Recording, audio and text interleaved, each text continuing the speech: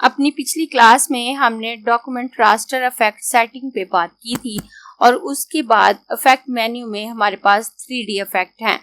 अगर मैं 3D effect पे आती हूँ तो यहाँ हमारे पास 3 इफेक्ट मौजूद हैं, एक्सट्रूड एंड बेवल, रिवॉल्व और रोटेट।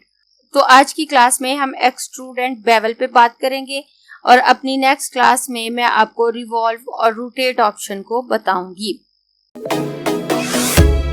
मैं हूं आपकी टीचर मुबीना बारी और आप देख रहे हैं एफर्ट फॉर सक्सेस।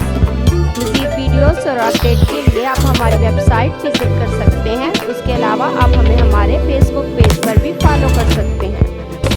आप एक्सट्रूड एंड बेवल इफेक्ट को टेक्स्ट पे भी अप्लाई कर सकते हैं, उसके अलावा ऑब्जेक्ट पे भी अप्लाई कर सकते हैं।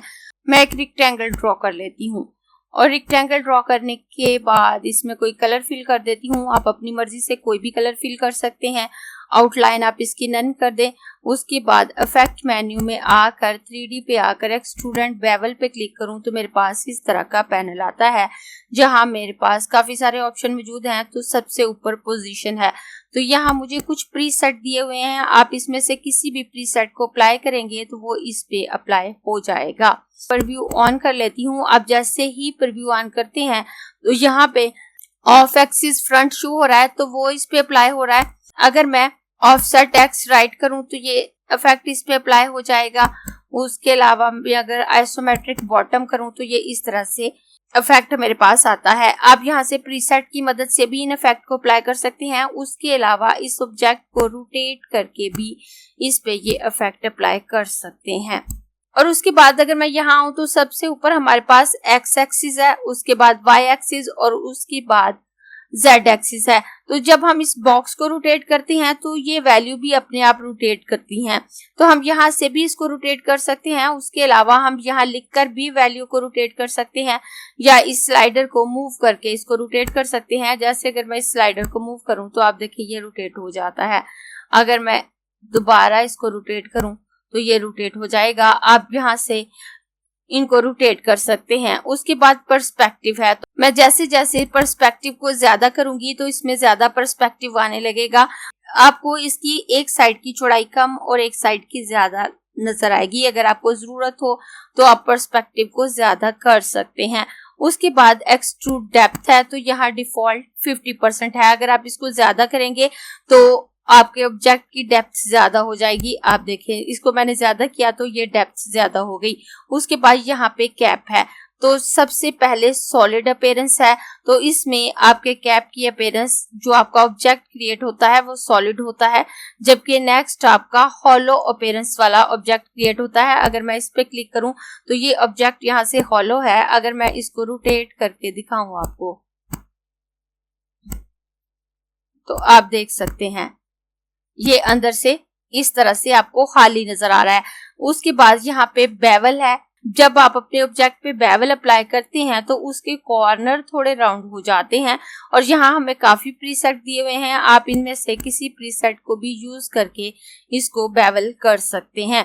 तो मैं यहाँ से इसके कैप को सॉलिड कर लेती हूँ। मैं इसकी पोजीशन चेंज कर लेती हूँ, तो मैं यहाँ आइसोमेट्रिक राइट कर लेती हूँ। राइट करने के बाद मैं एक्सट्रूड डेप्थ को भी यहाँ से कम कर देती हूँ और कम करने के बाद अब आप देखें अगर मैं इसके बेवल्स को ज्यादा करती हूँ, ये इफेक्ट आपको नजर आ रहा है कि आपको यहाँ पे इसके कॉर्नर राउंड नजर आ रहे हैं। और अगर मैं यहाँ पे कोई और इफेक्ट अप्लाई करती हूँ, अगर मैं यहाँ पे रोलिंग करूँ तो आप इसका इफेक्ट देख सकते हैं। तो यहाँ से आप जैसे जैसे कोई प्रीसेट अप्लाई करते हैं इस पे अप्लाई हो जाता है। यहाँ पे राउंडेड है, अगर मैं राउंडेड अप्लाई करती हूँ तो यहाँ पे राउंडेड हो जाता है। उसके बाद इसकी हाइट है, तो आप यहाँ पे डिफॉल्ट 4 पिक्सल है। अब यहाँ से अगर आप ज्यादा करते हैं तो आपको देखें आपका ऑब्जेक्ट ज्यादा राउंड हो रहा है, आपको नजर आ रहा है। उसके बाद यहाँ पे बेवल एक्सटेंड आउट है। Bevel is added to the original object. ये बेवल ओरिजिनल ऑब्जेक्ट में ऐड होगा उसको राउंड करने के लिए और उससे आपका ऑब्जेक्ट का साइज थोड़ा सा बढ़ जाएगा। और उसके बाद बेवल एक्सटेंड इन है, और अगर आप बेवल एक्सटेंड इन अप्लाई करते हैं और डिफॉल्ट यही सिलेक्ट होता है तो बेवल बनने के लिए आपकी शेप में से आपका ऑब्जेक्ट सब्ट्रैक्ट होगा। आपके ऑब्जेक्ट का साइज वहां से थोड़ा सा छोटा हो जाता है जहां पे बेवल अप्लाई हो रहा होता है। तो अगर आप बेवल अप्लाई करना चाहते हैं तो कर सकते हैं, मैं यहाँ से नन कर देती हूँ। और उसके बाद सरफेस है तो डिफॉल्ट यहाँ पे प्लास्टिक शेडिंग हमारे पास आ रही होती है। तो अगर हम वायर फ्रेम करें तो हमें जस्ट चंद लाइंस नजर आती हैं। उसके बाद नो शेडिंग है।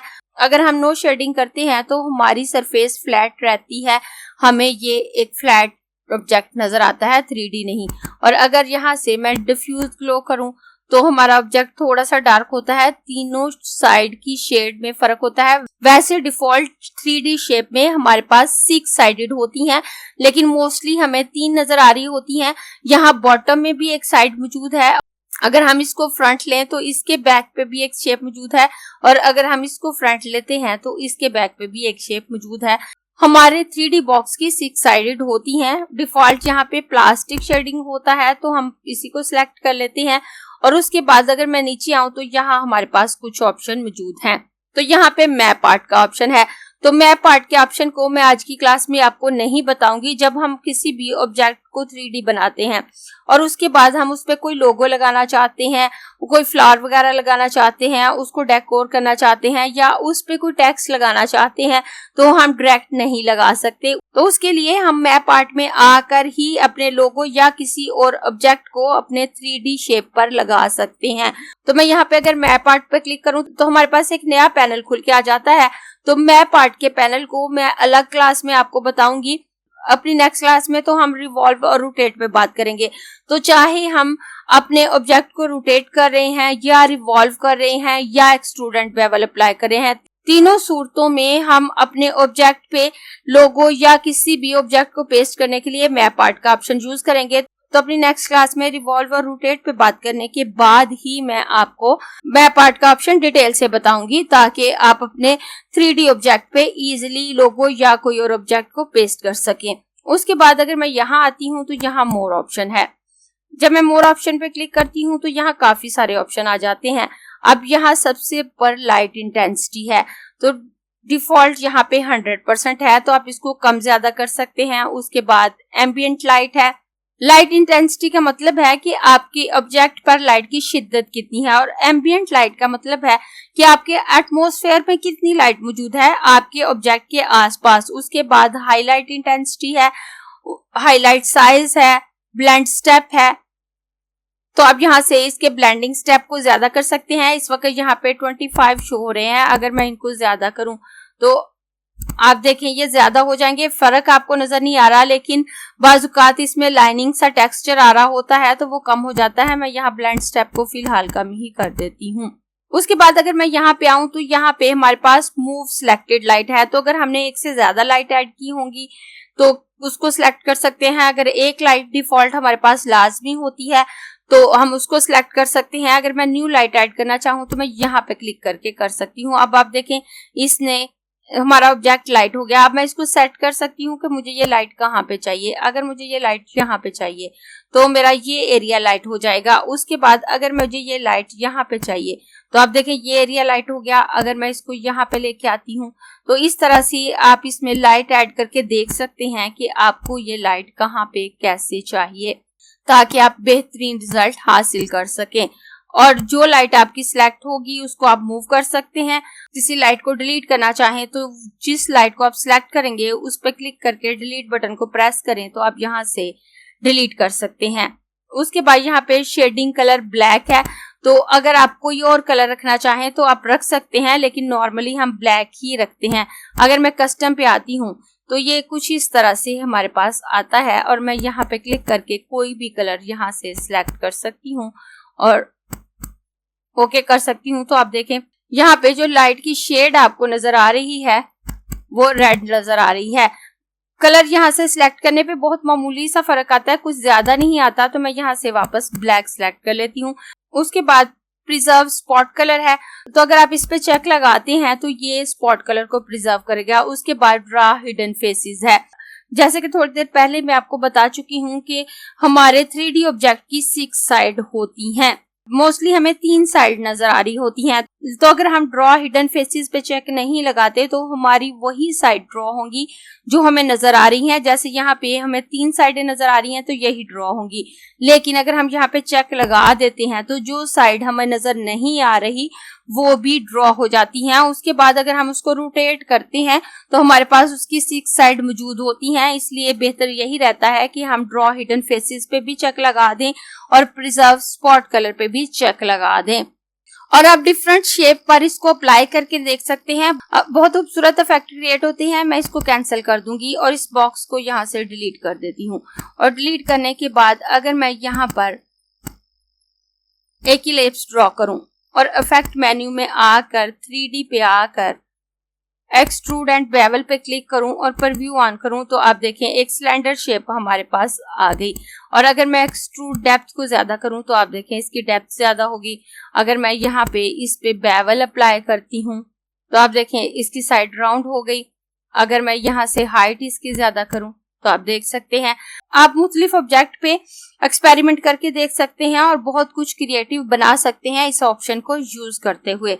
मैं यहाँ से कैंसिल कर दूंगी, इसको डिलीट कर देती हूँ। अब मैं आपको इस टेक्स्ट को डिजाइन करके बताऊंगी और इस टेक्स्ट को मैं 2 तरह से डिजाइन करूंगी। जो ऊपर टेक्स्ट में लिखा है इफेक्ट मेन्यू 3D इफेक्ट, उसको मैं उभरे हुए टेक्स्ट की तरह लिखूंगी और उसके बाद जहां मैंने एक्सट्रूड एंड बेवल को लिखा है उसको बिल्कुल मैं इनग्रेव स्टाइल में बनाऊंगी, जैसे किसी सरफेस को खोद कर इसको लिखा गया हो। तो जब हम किसी चीज को उभरा हुआ दिखाते हैं कि वो किसी सरफेस पे उभरा हुआ है तो हम बेशक कंट्रास्ट कलर ले लें, उससे कोई फर्क नहीं पड़ता, हमारा इफेक्ट खूबसूरत आ रहा होता है। लेकिन अगर आपने किसी सरफेस को इस तरह से दिखाना है कि उसके अंदर खोद के कुछ लिखा हुआ है तो इफेक्ट ज्यादा खूबसूरत उस वक्त आता है जब आप सेम कलर लेते हैं। आपका टेक्स्ट भी उसी कलर में होना चाहिए और आपका बैकग्राउंड भी। तो मैं पहले यहाँ पर एक रेक्टेंगल ड्रॉ कर लेती हूँ। रेक्टेंगल ड्रॉ करने के बाद मैं इसमें कलर फिल कर दूंगी। इसमें मैंने ये ऑरेंज कलर फिल किया है और इसके शेड को मैं थोड़ा सा चेंज करके थोड़ा सा ब्राउनिश कर देती हूँ और यहाँ से ओके कर दूंगी। तकरीबन इस तरह का शेड मैंने ले लिया है। आप कोई भी कलर ले लें, जरूरी नहीं कि ये कलर लें। उसके बाद मैं इस पर राइट क्लिक करूंगी, अरेंज ऑप्शन पे आकर इसे सेंड टू बैक कर देती हूँ। लेयर पैनल पे आकर इस लेयर को लॉक कर दूंगी ताकि मेरा ये ऑब्जेक्ट मेरी सिलेक्शन के टाइम मुझे डिस्टर्ब ना करे। उसके बाद मैं इन दोनों टेक्स्ट को सिलेक्ट करके यहाँ पे रख लेती हूँ। मैं इसको थोड़ा सा यहाँ पे रख लेती हूँ और पहले मैं इस पे वर्क करूंगी। आई ड्रॉपर टूल लेकर ये वाला शेड इसमें फिल कर दूंगी। तो अब आप देखें मेरा टेक्स्ट मुझे नजर नहीं आ रहा, लेकिन जैसे ही मैं इस पे 3D इफेक्ट अप्लाई करूंगी ये मुझे नजर आने लगेगा। तो मैं इफेक्ट मेन्यू में आकर 3D पे आऊंगी, एक्सट्रूड एंड बेवल पे क्लिक करूंगी और यहाँ से प्रीव्यू ऑन करूं तो आप देखिए मेरा टेक्स्ट मुझे नजर आने लगा है। तो मैं यहाँ एक्सट्रूड डेप्थ 60 कर देती हूँ। तो यहाँ मैंने एक्सट्रूड डेप्थ को 60 कर दिया है। उसके अलावा मैं कोई सेटिंग चेंज नहीं करी। यहाँ ऑफ एक्सिस फ्रंट है। उसके बाद मोर ऑप्शन पे क्लिक करके यहाँ पे ड्रॉ हिडन फेसेस पे क्लिक करूंगी, प्रिजर्व स्पॉट कलर पे क्लिक करूंगी। मजीद कोई सेटिंग चेंज नहीं करूंगी क्योंकि इस पे मुझे मजीद वर्किंग नहीं करनी। ओके कर देती हूँ तो आप देखिए ये इफेक्ट इस पे अप्लाई हो गया। उसके बाद मैं इस टेक्स्ट को थोड़ा यहाँ पे रख लेती हूँ। आई ड्रॉपर टूल लेकर इसमें भी मैं यही वाला कलर फिल कर देती हूँ। इफेक्ट मेन्यू में आकर 3D एक्सट्रूड एंड बेवल पे आऊंगी और यहाँ से प्रीव्यू ऑन कर लेती हूँ। फिलहाल सेम इफेक्ट इस पे अप्लाई हो रहा है तो मैं यहाँ से आइसोमेट्रिक टॉप सिलेक्ट करूंगी। टॉप सिलेक्ट करने के बाद अगर मैं इसको यहाँ से रोटेट करना चाहूँ तो मैं रोटेट कर सकती हूँ। तो मैं इसको इस तरह से रोटेट कर दूंगी। उसके बाद मैं यहाँ से ब्लेंडिंग स्टेप को 250 कर दूंगी। प्रिजर्व स्पॉट कलर पे क्लिक करूंगी। यहाँ से ड्रॉ हिडन फेसेस पे क्लिक करूंगी। जब आप अपने ऑब्जेक्ट को इनग्रेव टेक्स्ट बनाना चाह रहे हो तो ड्रॉ हिडन फेसेस पे लाजमी क्लिक कीजिएगा, अदरवाइज आपका इफेक्ट क्रिएट नहीं होगा। ब्लेंडिंग स्टेप को 250 किया है। प्रिजर्व स्पॉट कलर पे चेक लगाया है, ड्रॉ हिडन फेसेस पे चेक लगाया है। उसके अलावा अपने टेक्स्ट को अपनी मर्जी से थोड़ा सेट कर लिया है और मैं यहाँ से ओके कर दूंगी। अब मैं इसको उठाकर यहाँ पे रख दूंगी। मैं इस टेक्स्ट को उठाकर भी थोड़ा आगे लाकर इसको सेट कर सकती हूँ। अब मैंने इस टेक्स्ट को सेट कर लिया है तो मैं इस टेक्स्ट को सिलेक्ट करूंगी जो जिस पे मैंने इफेक्ट मेन्यू लिखा है और यहाँ लेयर पे आकर मैं यहाँ से चेक कर लेती हूँ, यही वाला टेक्स्ट है। मैं इसको भी लॉक कर दूंगी क्योंकि इस पे मैंने मजीद कोई वर्किंग नहीं करनी। उसके बाद मैं इसको सिलेक्ट करूंगी। ऑब्जेक्ट मेन्यू में आकर यहाँ से एक्सपेंड अपीयरेंस पे क्लिक करूंगी तो इसकी अपीयरेंस एक्सपेंड हो जाती है। आप इस सिलेक्शन को खत्म कर दें, ग्रुप सिलेक्शन टूल ले लें। ज्यादा अच्छे से वर्क करने के लिए आप इसको जूम भी कर सकते हैं, तो मैं इसको थोड़ा सा जूम कर लेती हूँ। अब मैं यहाँ से ग्रुप सिलेक्शन टूल लेकर इसके टॉप फेसेस को सिलेक्ट करूंगी। ये जो ऊपर वाले एरियाज मुझे नजर आ रहे हैं तो मैं इसको सिलेक्ट करूंगी। उसके बाद शिफ्ट के साथ इसको सिलेक्ट करूंगी। बॉटम का कोई पीस सिलेक्ट नहीं होना चाहिए, आपको ख्याल रखना है। ये ऊपर की तमाम सिलेक्शंस मैंने ले ली हैं। उसके बाद मैं यहाँ से सिलेक्शन टूल सिलेक्ट कर लूंगी। सिलेक्शन टूल सिलेक्ट करने के बाद मैं कंट्रोल एक्स से इसको कट कर लूंगी। जब मैं कंट्रोल एक्स करूंगी तो मेरा ऑब्जेक्ट इस तरह से कट जाएगा। उसके बाद मैं कंट्रोल एफ से इसको वापस इसी के ऊपर पेस्ट कर दूंगी। ऑब्जेक्ट मेन्यू में आकर कंपाउंड पाथ पे आकर मेक पे क्लिक करके इस ऊपर वाली तमाम शेप को कंपाउंड शेप बना लेती हूँ। उसके बाद मैं कंट्रोल ए से सब कुछ सिलेक्ट करूंगी और उसके बाद मैं ऑब्जेक्ट मेन्यू में आकर क्लिपिंग मास्क पे आकर मेक पे क्लिक करूंगी। और अब आप देखें ये बिल्कुल वैसे ही इफेक्ट आ रहा है जैसे इसको किसी सरफेस पे खोद के बनाया गया हो। इस तरह से आप अपने टेक्स्ट को इजीली डिजाइन कर सकते हैं। अगर आपको ये क्लास पसंद आई है तो लाइक कीजिए, अपने दोस्तों के साथ शेयर भी कीजिए ताकि वो भी सीख सके। आप अपने क्वेश्चंस और व्यूज नीचे कमेंट बॉक्स में लिख सकते हैं। और अगर आपने चैनल सब्सक्राइब नहीं किया तो प्लीज सब्सक्राइब कीजिए ताकि आपको आने वाली वीडियोस का नोटिफिकेशन फौरन से मिल सके।